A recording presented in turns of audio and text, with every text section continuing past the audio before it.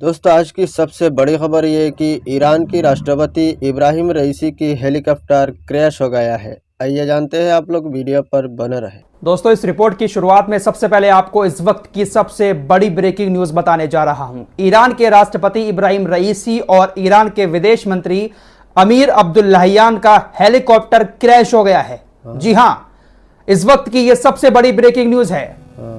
Helicopter crash हो गया है और अभी तक इब्राहिम रईसी के हेलीकॉप्टर का अता पता नहीं लग पाया है। जब तक मैं इस वीडियो को रिकॉर्ड कर रहा हूं तब तक यह खबर सामने आ रही है कि अजरबैजान गए थे ईरान के राष्ट्रपति इब्राहिम रईसी और ईरान के विदेश मंत्री अमीर अब्दुल्लाहियान, उनके साथ कुछ और भी लोग मौजूद थे। अजरबैजान से जैसे ही उनका प्लेन उड़ा वो अचानक से क्रैश हो जाता है। मौसम बहुत ज्यादा खराब है जिसकी वजह से बचाव दल अभी तक इब्राहिम रईसी के हेलीकॉप्टर तक नहीं पहुंच पाया है।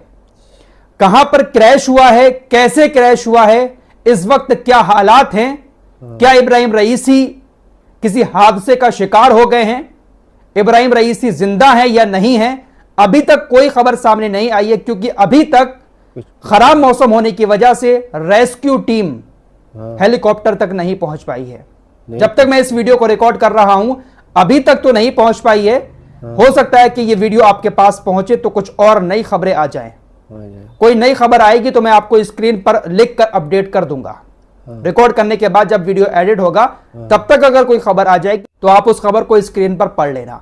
लेकिन यह इस वक्त की सबसे बड़ी खबर है कि इब्राहिम रईसी का हेलीकॉप्टर क्रैश हो चुका है। ईरान के लिए एक बहुत बड़ा सदमा हो सकता है क्योंकि ईरान के विदेश मंत्री अमीर अब्दुल्लाहियान भी उस हेलीकॉप्टर में बैठे हुए थे। अजरबैजान गए थे। अजरबैजान से ईरान के इतने अच्छे रिश्ते नहीं हैं क्योंकि अजरबैजान इजराइल का खास दोस्त है। लेकिन कुछ नजदीकियां अब बढ़ रही थी अजरबैजान और ईरान की। इसी सिलसिले में ईरान के राष्ट्रपति इब्राहिम रईसी अजरबैजान गए हुए थे। जैसे ही हेलीकॉप्टर वहां से उड़ा है वो क्रैश हो चुका है। वजह क्या रही अभी तक सामने नहीं आई है। सोशल मीडिया पर बहुत सारी चर्चाएं चल रही हैं कि अजरबैजान तो इजराइल का बहुत खास दोस्त है, कहीं इसमें अजरबैजान की तो कोई साजिश नहीं है। लेकिन दोस्तों जब तक सारी खबरें सामने नहीं आएंगी हम अपनी तरफ से कुछ भी नहीं कह सकते। फिलहाल रेस्क्यू टीम हेलीकॉप्टर तक पहुंचने की कोशिश कर रही है। मौसम बहुत ज्यादा खराब है, पहाड़ी वाला एरिया है, मौसम बहुत ज्यादा खराब है। हेलीकॉप्टर तक अभी तक कोई भी नहीं पहुंच पाया है। देखते हैं कि क्या होता है। इस बड़ी ब्रेकिंग न्यूज के बाद अब कुछ और अपडेट आपको बता देता हूं। इस खबर से जुड़ी कोई और बड़ी खबर आएगी तो मैं आपको जल्द ही नेक्स्ट वीडियो में बता दूंगा। अमेरिका ने ईरान से कहा है कि आप हिजबुल्लाह को रोक लो। हिजबुल्लाह लगातार इजराइल के ऊपर हमले किए जा रहा है, इजराइल को सुकून से नहीं बैठने दे रहा है। ईरान से अमेरिका ने कहा है कि आप हिजबुल्लाह पर लगाम लगाएं क्योंकि आप ही हैं जो हिजबुल्लाह को रोक सकते हैं। इजराइल के बस की बात नहीं है। अमेरिका अब ईरान से इस तरह की बातें कर रहा है। दोस्तों हमास के स्पोक्स पर्सन अबू उबैदा कल टीवी पर सामने आए थे। उन्होंने एक लंबा चौड़ा भाषण दिया है। पिछली वीडियो में मैंने आपको उनके भाषण की एक छोटी सी लाइन सुनवाई थी। कुछ और बड़ी बातें उन्होंने कही हैं वो भी आपको बता देता हूं।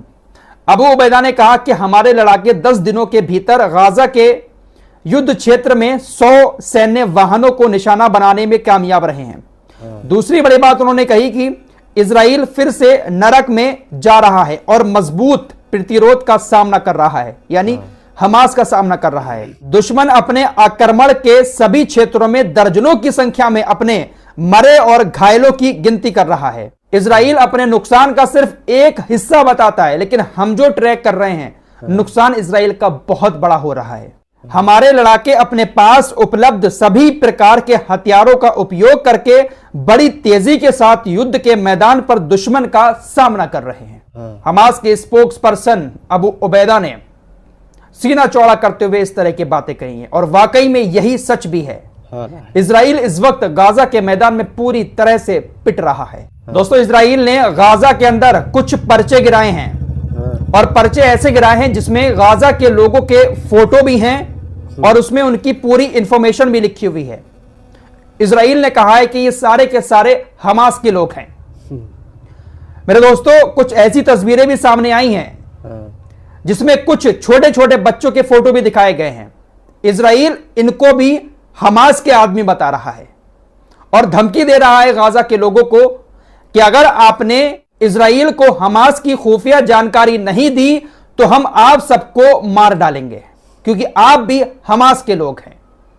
इतने छोटे छोटे बच्चों को हमास के आतंकी बता रहा है इजराइल, और पूरी दुनिया इसको खामोशी से सुने जा रही है। वैसे इनकी औकात ही यही है कि बच्चों और महिलाओं को ही मार सकते हैं, मर्द का सामना इनसे नहीं हो रहा है। नहीं। और अब तक जितने भी लोगों को इन्होंने मारा है, इन्होंने कहा कि हमने हमास को मारा है, तो ऐसे बच्चों को ही तो मारा है जिनको ये हमास के आदमी बताते हैं। हमास के नेता इस्माइल हानिये ने तमाम इस्लामिक देशों से, खासकर जो फिलिस्तीन के आसपास के देश हैं, उनसे कहा है कि हमें एकजुट होने की जरूरत है और हम सबको इजराइल के खिलाफ एकजुट होना चाहिए। इस्माइल हानिये ने कहा कि हम जॉर्डन, सीरिया, लेबनान और उससे आगे फिलिस्तीन के सभी लोगों से इजराइल के साथ टकराव करने का आह्वान करते हैं। इस्माइल हानिये ने कहा कि हम सभी को अपने दुश्मन के खिलाफ एकजुट होकर लड़ाई लड़नी चाहिए, लेकिन ये लोग कभी एकजुट नहीं हो सकते। उधर एक खबर उत्तरी इजराइल से आ रही है।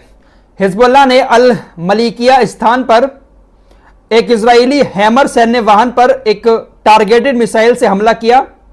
कथित तौर पर वाहन पूरी तरह से खत्म हो गया है। उस गाड़ी में जितने भी लोग सवार थे, पूरा का पूरा चालक दल और जितने भी सैनिक उस वाहन में मौजूद थे, मारे गए हैं या फिर घायल हो गए हैं। हिजबुल्लाह के हमले से इजरायली सेना का जो वाहन नष्ट हुआ था पूरी तरह से, उसके सैनिक घायल और मारे गए थे। उनको उठाने के लिए जब और सैनिक वहां पर पहुंचे तो हिजबुल्लाह ने तोप खाने के गोले उन सैनिकों के ऊपर छोड़ दिए, जिसकी वजह से कुछ और सैनिक हिजबुल्लाह के हमले से हताहत हुए हैं। तो हिजबुल्लाह पूरी तरह से एक्टिव है लेबनान के बॉर्डर पर। इसीलिए अब अमेरिका कह रहा है ईरान से कि भाई हिजबुल्लाह पर लगाम लगा लो। लेकिन दोस्तों, इस वक्त की सबसे बड़ी खबर यही है कि ईरान के राष्ट्रपति इब्राहिम रईसी का हेलीकॉप्टर क्रैश हुआ है।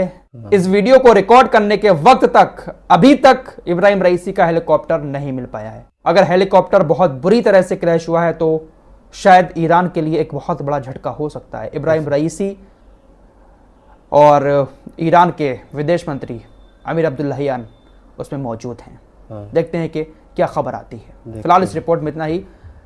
लेटेस्ट अपडेट के लिए हमारे चैनल को सब्सक्राइब करके हमारे साथ जुड़ सकते हैं। दोस्तों, हमारी वीडियो पसंद आए तो फॉलो, सब्सक्राइब कीजिए और साथ ही साथ शेयर भी कीजिए। मिलते हैं अगली वीडियो में, तब तक के लिए अपना ख्याल रखें। धन्यवाद।